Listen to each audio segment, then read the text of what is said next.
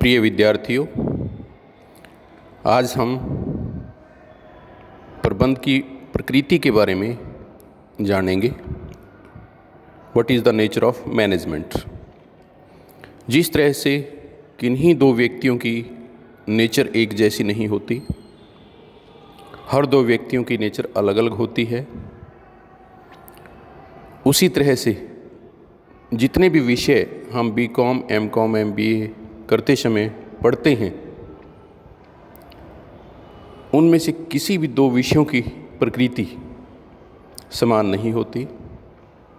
हर विषय के अंदर अलग अलग ज्ञान समाहित होता है, सम्मिलित होता है। हर विषय हमारे अंदर भिन्न प्रकार का कौशल विकसित करने में सहायक होता है। आज हम जानेंगे कि मैनेजमेंट यानी प्रबंध विषय हमारे अंदर क्या कला विकसित करेगा, या इस विषय के ज्ञान को हासिल करने के बाद हम अपने आप को एक प्रोफेशनल की तरह महसूस करेंगे, या वैज्ञानिक नज़रिया हमारे अंदर विकसित होगा। तो प्रबंध की प्रकृति, क्या प्रबंध विज्ञान है, कला है या पेशा है, इस रूप में हम जानेंगे। First, management as a science.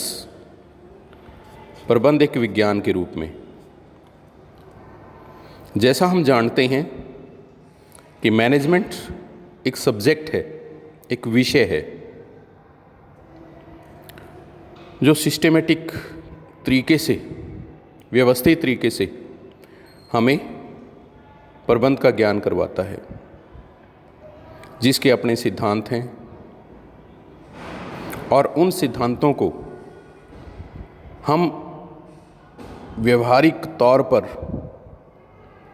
जैसे लागू करते हैं, जैसे एक्सपेरिमेंट करते हैं उनका, तो हमें वांछित परिणाम प्राप्त होते हैं। जैसे रिजल्ट हम चाहते हैं, जैसा हम अपने सबॉर्डिनेट से, अपने अधीनस्थों से जैसा काम चाहते हैं, जैसी कुशलता उनके अंदर विकसित करना चाहते हैं, जैसा मोटिवेशनल लेवल और काम के प्रति लगन उनमें पैदा करना चाहते हैं, तो सिद्धांतों को लागू करते हुए हम अपने उस लक्ष्य को प्राप्त करने में हमेशा सफल रहते हैं। तो उस विषय को जिसके अपने सिद्धांत हों, जिनको एक्सपेरिमेंट्स यानी प्रयोगों के आधार पर परखा जा सकता हो, उसे विज्ञान कहा जाता है। तो मैनेजमेंट एक ऐसा विषय है जो वैज्ञानिक तरीके से हमें प्रबंध का ज्ञान करवाता है। दूसरी ओर मैनेजमेंट एक ऐसा पेशा है जिसे कला के आधार पे किया जाता है।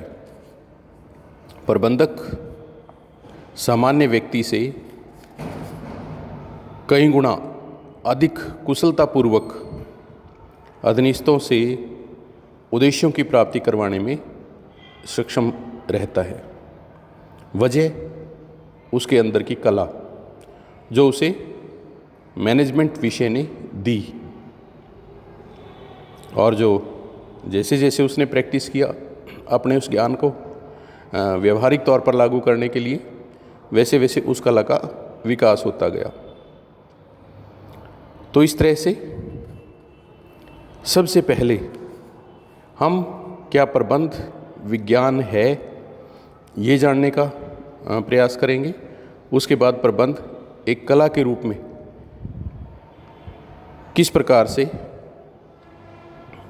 जाना जा सकता है, कहा जा सकता है, और प्रबंध क्या पेशा है, इज़ मैनेजमेंट ए प्रोफेशन। तो सबसे पहले मैनेजमेंट एज ए साइंस, प्रबंध एक विज्ञान के रूप में। सबसे पहले हम विज्ञान का अर्थ जानने की कोशिश करेंगे what is the meaning of science. तो साइंस के बारे में इसको डिफाइन करते हुए कहा गया है, science refers to that systematic body of knowledge which is acquired on the basis of observation and experiments and verification of this knowledge is possible। कि विज्ञान एक व्यवस्थित ज्ञान का भंडार है जिसको प्रयोगों के द्वारा हासिल किया जा सकता है। जैसे हम एक एग्जाम्पल लेते हैं अक्सर कि हाइड्रोजन और ऑक्सीजन को एक निश्चित मात्रा में एक निश्चित तापमान पर अगर परखनली में दोनों गैसेस को मिला दिया जाए तो वो पानी में बदल जाती हैं। H2O is equal to water, ये फार्मूला दिया जाता है पानी का। लेकिन सिद्धांतों को ध्यान में रखना जरूरी है, जो प्रिंसिपल्स हैं इस एक्सपेरिमेंट के, कि एक निश्चित तापमान होना चाहिए और हाइड्रोजन ऑक्सीजन का अनुपात निश्चित होना ज़रूरी है। अगर उनका अनुपात कम ज़्यादा हो गया तो हमारे रिज़ल्ट जो रिक्वायर्ड रिज़ल्ट्स हैं वो नहीं आएंगे। और अगर टेम्परेचर नॉर्मल नहीं हुआ, क्योंकि हम जानते हैं कि 0 टेम्परेचर के आसपास पानी बर्फ़ बन जाता है, यानी लिक्विड सॉलिड में बदल जाता है, और 100 डिग्री पर पानी वाष्प बन जाता है, यानी लिक्विड गैसेज में कन्वर्ट हो जाता है। तो इसलिए तापमान सामान्य होना ज़रूरी है। तो जैसे हम हाइड्रोजन ऑक्सीजन दोनों को पानी में बदलने के लिए जितने ही एक्सपेरिमेंट चाहे करें, हर बार हमारे रिजल्ट वही आएंगे, गैस पानी में बदल जाएंगी। यही विज्ञान है, यही साइंस है। किसी भी विषय का विज्ञान होने के लिए 3 बातों का होना ज़रूरी है। First, systematised body of knowledge, कि वो विषय व्यवस्थित ज्ञान का भंडार हो, उस विषय का ज्ञान सिस्टमेटाइज्ड हो, व्यवस्थित हो। दूसरा, प्रिंसिपल बेस्ड ऑन एक्सपेरिमेंटेशन, यानी उसके सिद्धांत प्रयोग में लाए जा सकते हों, उन पे एक्सपेरिमेंट किए जा सकते हों, और जैसे हम एक्सपेरिमेंट करते हैं तो हम जैसे रिजल्ट चाहते हैं वैसे रिजल्ट हमें मिलते हैं। जैसे H2O is equal to water, hydrogen और ऑक्सीजन को निश्चित तापमान और निश्चित अनुपात में मिलाएं तो पानी में बदल जाती हैं दोनों गैसें। तो ये एक्सपेरिमेंट आप जितने बार चाहें करके देख सकते हैं और रिजल्ट हर बार वही आएंगे। और तीसरा है यूनिवर्सल वैलिडिटी, कि ये ज्ञान हर क्षेत्र में लागू होना चाहिए, इसकी वैधता सार्वभौमिक होनी चाहिए। तो अगर किसी भी विषय में ये तीनों विशेषताएं पाई जाती हैं तो उसे हम विज्ञान कह सकते हैं। अब अगर हम प्रबंध के बारे में इन तीनों कसौटियों पे प्रबंध को कसने के बाद अगर विचार करें कि क्या प्रबंध विज्ञान है, तो हम एक एक कसौटी पे कस कर देखते हैं। First, systematic body of knowledge, क्या प्रबंध के अंदर जो ज्ञान हमें दिया जाता है, जैसे प्रबंध में 5 कार्य किए जाते हैं: planning, organizing, staffing, directing, controlling. Planning कितनी तरह की है, किस तरह से की जाती है। ऑर्गेनाइजिंग के अंदर डेलीगेशन, डिसेंट्रलाइजेशन या ऑर्गेनाइजेशन स्ट्रक्चर किस तरह से तैयार किए जाते हैं। इसी प्रकार स्टाफिंग और डायरेक्शन और कंट्रोल टेक्निक्स और कंट्रोलिंग सिस्टम, ये सिस्टमेटिक तरीके से हमें सब बताया जाता है। तो इसलिए पहली विज्ञान की विशेषता सिस्टमेटाइज्ड बॉडी ऑफ नॉलेज पर मैनेजमेंट खरा उतरता है। दूसरा, प्रिंसिपल्स बेस्ड ऑन एक्सपेरिमेंटेशन, कि हमारे जो सिद्धांत हैं, जैसे हेनरी फ्योल ने 14 सिद्धांत दिए, फ्रेडरिक विंसलो टेलर ने हमें कुछ सिद्धांत बताए, और उसके बाद बहुत से विद्वानों ने प्रबंध के सिद्धांतों को विकसित किया। तो क्या वो सिद्धांत प्रयोग में लाए जा सकते हैं, और बार बार अगर प्रयोग करें, एक्सपेरिमेंट करें, तो क्या वो वैसे ही रिजल्ट देंगे जैसा पहले उन सिद्धांतों से हमें रिजल्ट मिले? तो इस कसौटी पर भी काफ़ी हद तक हम पाएंगे कि प्रबंध के सिद्धांत एक्सपेरिमेंट किए जा सकते हैं, प्रयोग करके देखे जा सकते हैं और काफ़ी हद तक उनसे हम वो रिजल्ट हासिल कर सकते हैं, प्राप्त कर सकते हैं जो हम चाहते हैं। पर क्योंकि मैनेजमेंट लोगों पर लागू किया जाता है, it is applied on people या ह्यूमन फैक्टर, और लोगों की प्रकृति, लोगों का जो मोटिवेशनल लेवल है, इंटरेस्ट है, इंटीग्रिटी है, डेडिकेशन और डिवोशन है, और जो उनका मेंटल लेवल है वो स्टैटिक नहीं, वो डायनामिक है, वो हमेशा परिवर्तित होता रहता है और मैन टू मैन डिफ़र करता है।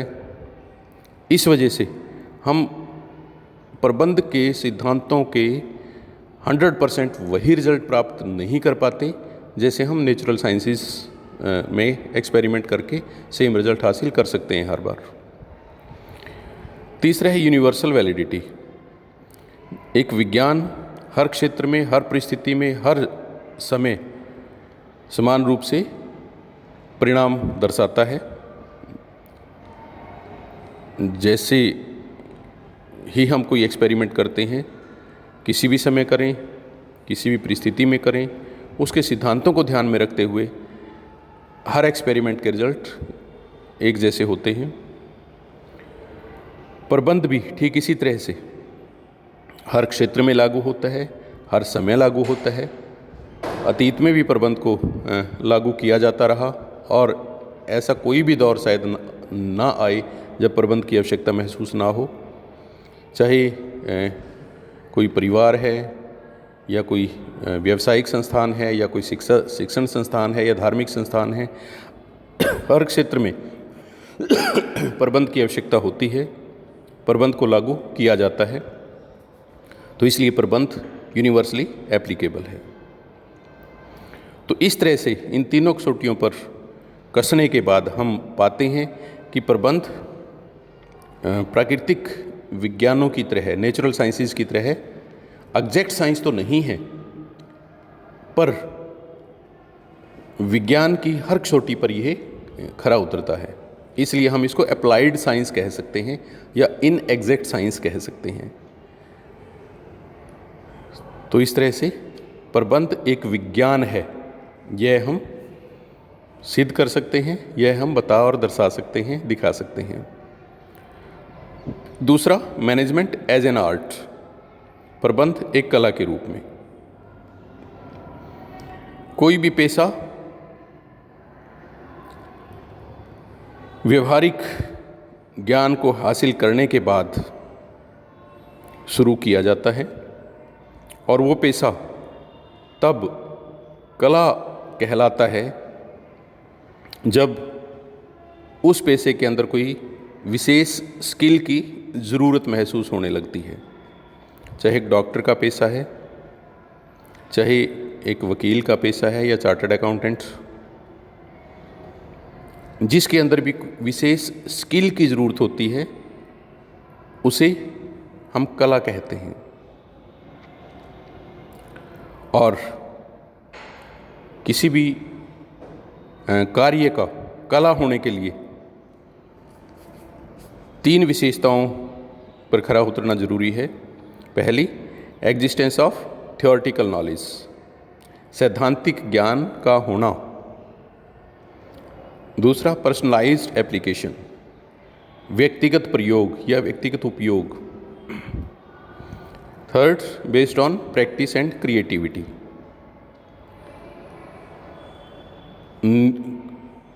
व्यवहार या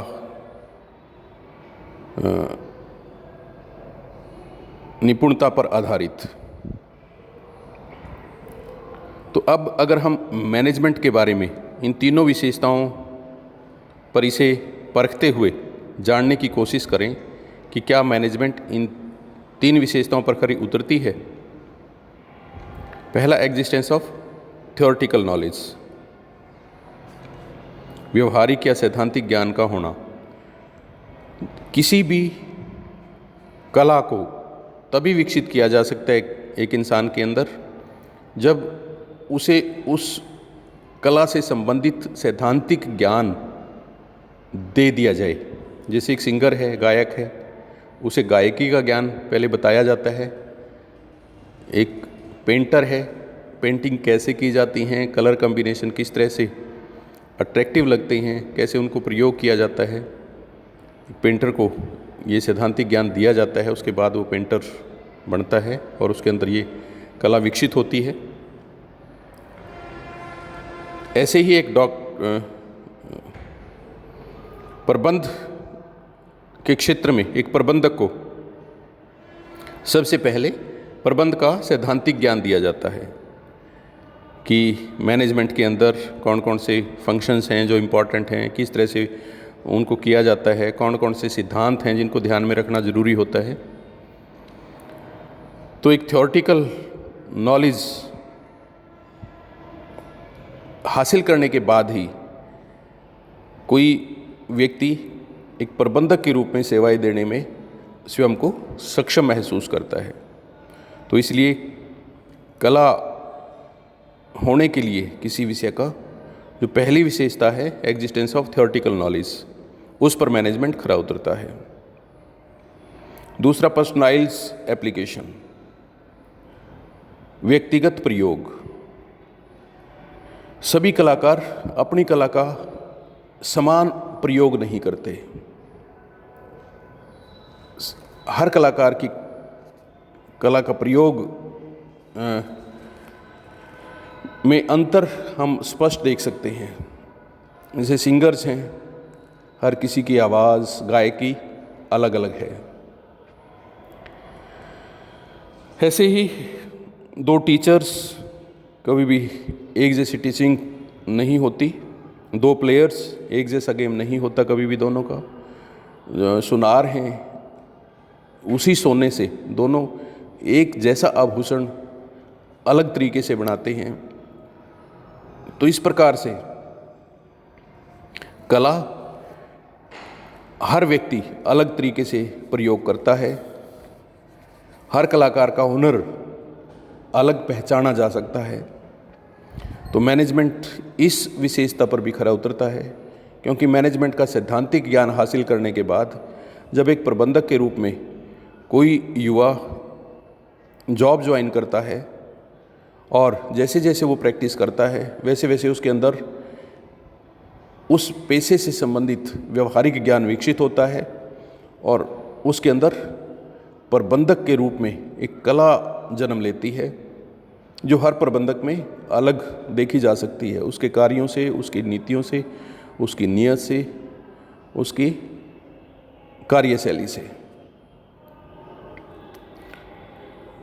तीसरी विशेषता जो एक कला के लिए आवश्यक है, based on practice and creativity, कि कला प्रैक्टिस पे बेस्ड है। जैसे जैसे कोई व्यक्ति प्रैक्टिस करता जाता है वैसे वैसे उसके अंदर क्रिएटिविटी डेवलप होती है और वो एक उम्दा कलाकार, एक अच्छा कलाकार बनता चला जाता है अपने क्षेत्र में। तो प्रबंध इस विशेषता पर भी खरा उतरता है, क्योंकि MBA करने के बाद या कोई भी डिग्री हासिल करने के बाद जो मैनेजमेंट से संबंधित हो, जब प्रबंधक के रूप में कोई व्यक्ति अपना कार्य शुरू करता है, अपना पेशा शुरू करता है, तो जैसे जैसे समय बीतता है, जैसे जैसे उसकी प्रैक्टिस आगे बढ़ती चली जाती है, वैसे वैसे उसके कला में निखार आना स्वाभाविक है। तो इसलिए मैनेजमेंट प्रैक्टिस पे बेस्ड है, क्रिएटिविटी पे बेस्ड है। तो इन तीनों विशेषताओं के आधार पर हम स्पष्ट तौर पे कह सकते हैं कि प्रबंध एक कला है। प्रबंध की तीसरी प्रकृति है मैनेजमेंट एज ए प्रोफेशन, प्रबंध एक पेशे के रूप में। कोई विषय, कोई सब्जेक्ट या किसी विषय का ज्ञान हासिल करने के बाद जब उस ज्ञान को आजीविका कमाने के लिए प्रयोग किया जाता है तो वो पेशा कहलाता है। जैसे एक डॉक्टर है, डॉक्टरी ज्ञान हासिल करने के बाद प्रैक्टिस शुरू करता है और उसे अपनी आजीविका कमाने के लिए ज्ञान को प्रयोग करता है, तो हम कहते हैं कि डॉक्टरी पेशा उसने शुरू कर लिया। ऐसी एक वकील है, चार्टर्ड अकाउंटेंट है। तो सभी पेशेवर अपने व्यवहारिक ज्ञान को अपने कार्य के रूप में, अपने आजीविका के रूप में, आजीविका कमाने के लिए प्रयोग में लाते हैं, तो वो पेशा कहलाता है, जिसके लिए 5 विशेषताओं का होना आवश्यक है। First, well defined body of knowledge, सही परिभाषित ज्ञान का होना पेशे के लिए ज़रूरी है। यानी व्यक्ति को उस पेशे से संबंधित ज्ञान व्यवस्थित तौर पर हासिल हुआ हो। सेकंड, रेस्ट्रिक्टेड एंट्री, किसी भी पेशे में आम व्यक्ति प्रवेश नहीं कर सकता। जो पेशेवर है, जिसको उस पेशे का ज्ञान है, जिसके पास उस पेशे से संबंधित डिग्रियां हैं, वही व्यक्ति उस पेशे को ज्वाइन कर सकता है। ये दूसरी विशेषता है। तीसरा, प्रोफेशनल एसोसिएशन, हर पेशे की एक संघ है, एसोसिएशन है, जैसे चार्टर्ड अकाउंटेंट या डॉक्टर्स या एडवोकेट्स, वकील, इन सभी के एसोसिएशंस हैं। वकीलों के लिए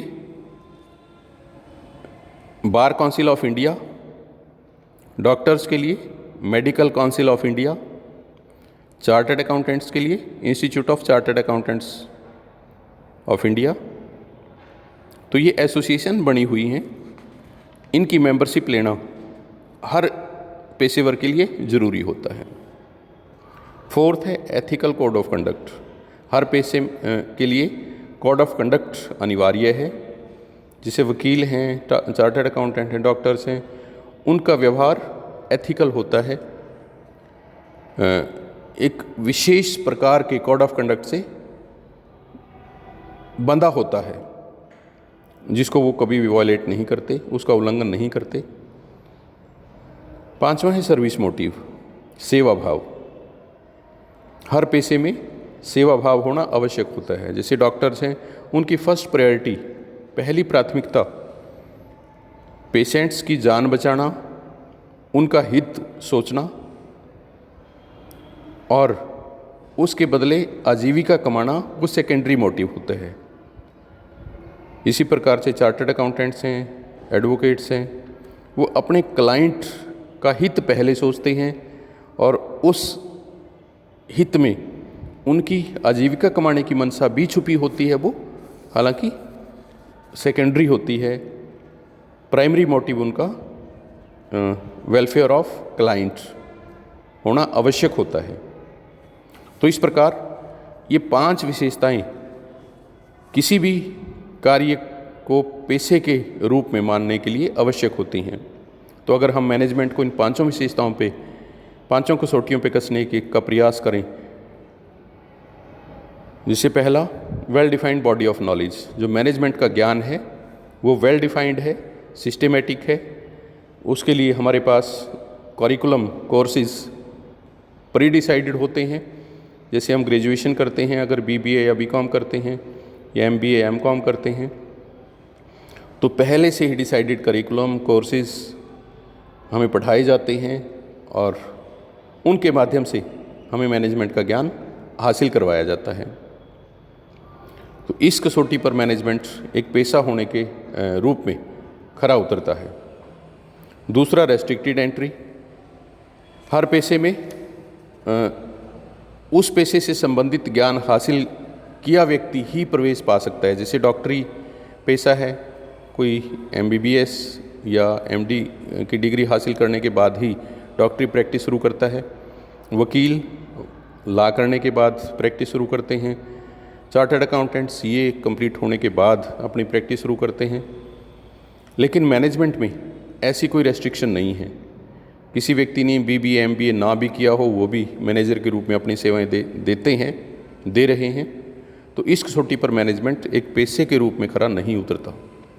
तीसरा, प्रोफेशनल एसोसिएशन, हर पेशे में एक एसोसिएशन है जो रजिस्टर्ड हैं, जो उस एसोसिएशन के मेंबर्स के हितों के बारे में लगातार प्रयासरत रहते हैं।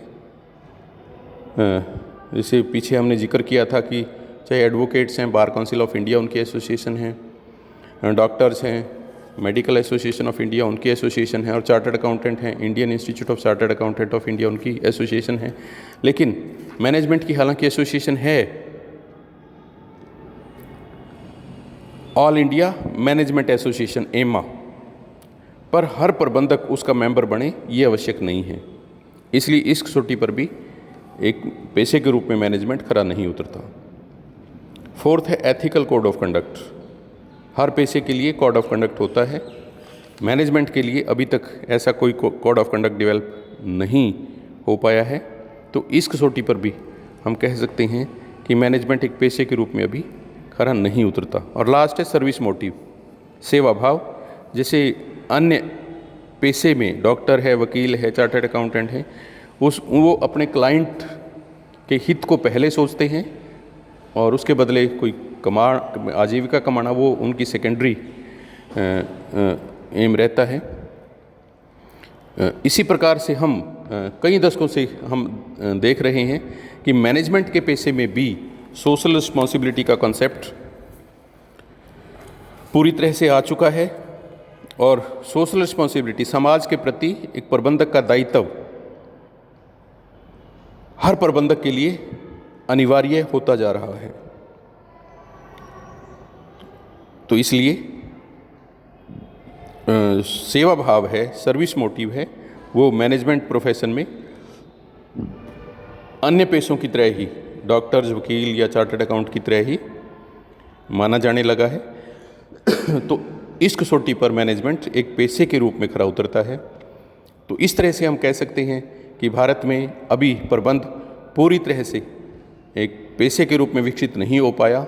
मैनेजमेंट एक प्रोफेशन है, ये 100% अभी हम नहीं कह सकते, लेकिन अभी एक प्रोफेशन के रूप में मैनेजमेंट इन्फेंट्री स्टेज में है, अभी बचपन है इसका। धीरे धीरे वैज्ञानिक थ्योरीज डेवलप कर रहे हैं, प्रैक्टिस में धीरे धीरे वो सब विशेषताएं आती जा रही हैं जो एक पेशे के लिए आवश्यक होती हैं। तो इस प्रकार हम मैनेजमेंट की जो प्रकृति है, जो नेचर है कि मैनेजमेंट साइंस है, आर्ट है या प्रोफेशन है, इसको इस तरह से समझ सकते हैं, एक्सप्लेन कर सकते हैं। Thank you, thanks a lot please.